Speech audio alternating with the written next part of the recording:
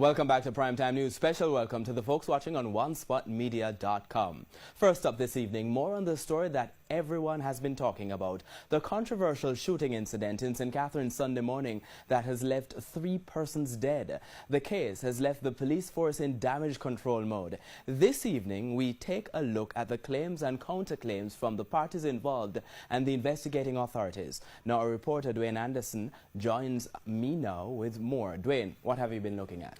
Thank you, Archie. Well, we've had 6 reports on this platform since Sunday. So what I've been doing all day today is putting together the information we have thus far to try to make this story a little bit clearer for our viewers. Now, so we will start right here, Chedwin Park in St. Catherine, around 12:15 Sunday morning when Sheldon Daly, otherwise called Junior Biggs, was shot and killed.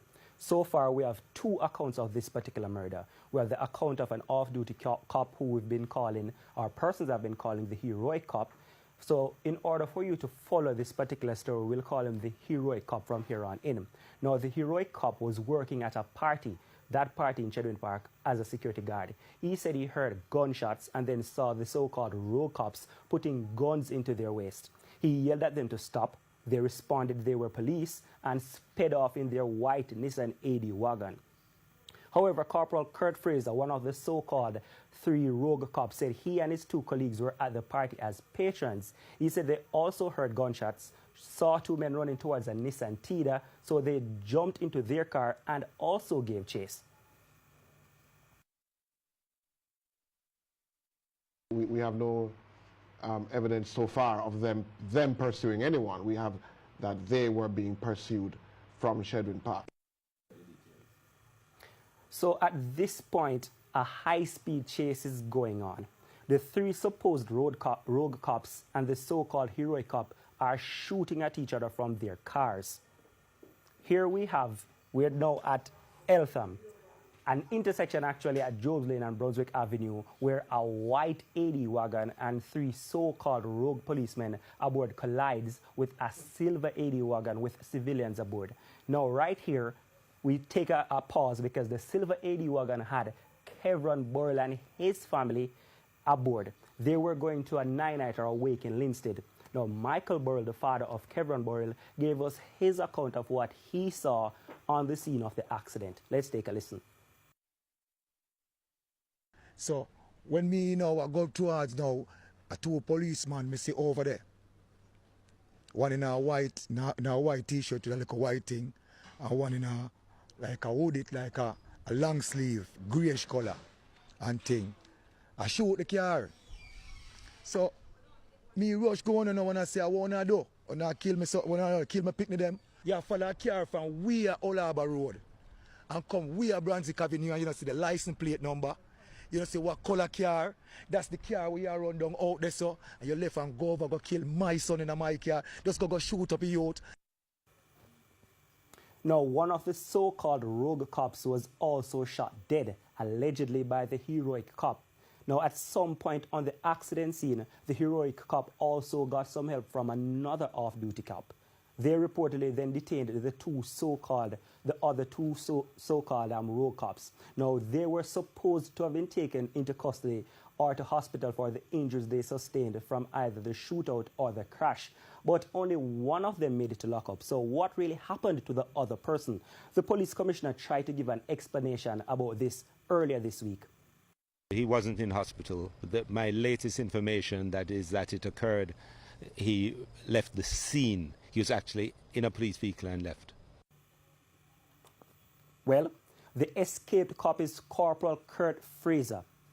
The authorities are still looking for him, but he spoke to TVJ's Kirkwright yesterday, actually Wednesday, to tell his story. But I was saying, these police, is the same police them? I was wondering if the same police want to kill me. So when the vehicle drive off, I think it drive off to the Hilltown direction. I pull the door and roll out at the vehicle. Right. So that was Corporal Fraser explaining that while he was being driven to the station, the car he was in approached some potholes in the Eltham area. So he decided to make a run for it because he wasn't sure these particular men were trying to kill him.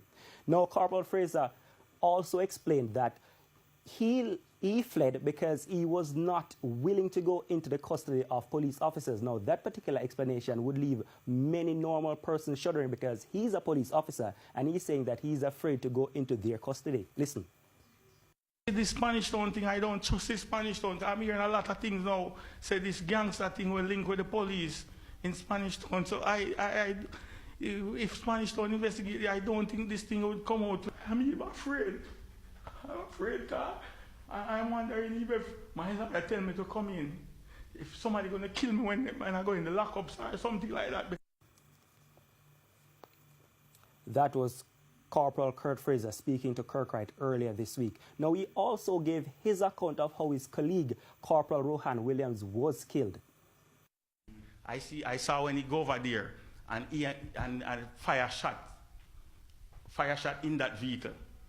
In that, I think it was a grey AD wagon. Yeah. And I heard when a man was saying, "Is my son, you're killing my son. Is my son that my son don't do anything," something to that effect. And then that man now left from over there and come over to where my vehicle was and shot Corporal Williams in I think it's the head or face. Now, of course, the Commissioner of Indicom, Terence Williams, is hopping mad about this particular escape. He said that the police should have taken better care in detaining the supposed rogue cops because they are needed for questioning to help solve the case. So we have 3 men dead at this point, a so-called rogue cop, 2 civilians, Kevin Burrell and Sheldon Junior Biggs Daly. Now, the fallout for these particular shootings are far-reaching. Now, just yesterday, the Minister of National Security, Dr. Horace Chang, announced that the mobile reserve is to be disbanded. The 3 so-called rogue cops were corporals attached to the mobile reserve. 2 of them were in hot water with the courts and Indicom for shooting incidents.